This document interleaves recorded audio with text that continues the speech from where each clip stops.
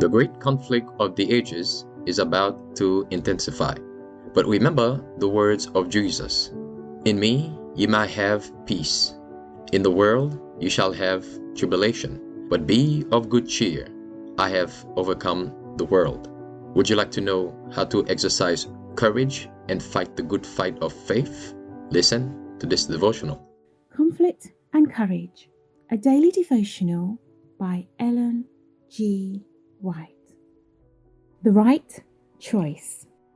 By faith, Moses, when he was come to years, refused to be called the son of Pharaoh's daughter, choosing rather to suffer affliction with the people of God than to enjoy the pleasures of sin for a season. Hebrews 11 verses 24 and 25. In the schools of Egypt, Moses received the highest civil and military training, of great personal attractions, noble in form and stature, of cultivated mind and princely bearing, and renowned as a military leader.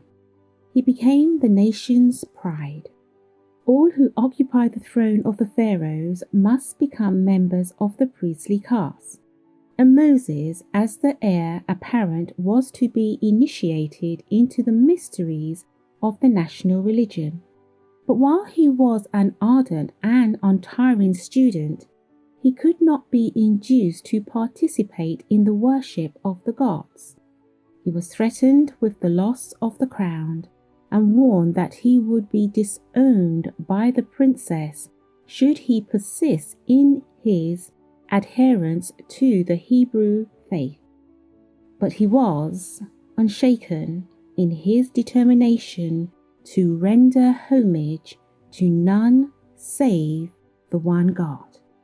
Moses was fitted to take preeminence among the great of the earth, to shine in the courts of its most glorious kingdom, and to sway the sceptre of its power. His intellectual greatness distinguishes him above the great men of all ages. As historian, poets, philosophers, general of armies, and legislators, he stands without a peer. Yet with the world before him, he had the moral strength to refuse the flattering prospects of wealth and greatness and fame. Moses had been instructed in regard to the final reward to be given to the humble and obedient servants of God. The worldly gain sank to its proper insignificance in comparison. The magnificent palace of Pharaoh and the monarch throne were held out as an inducement to Moses.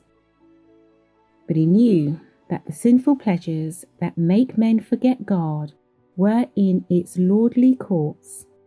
He looked beyond the gorgeous palace, beyond a monarch's crown, to the high honours that will be bestowed on the saints of the Most High in a kingdom untainted by sin. He saw by faith an imperishable crown that the King of Heaven would place on the brow of the overcomer.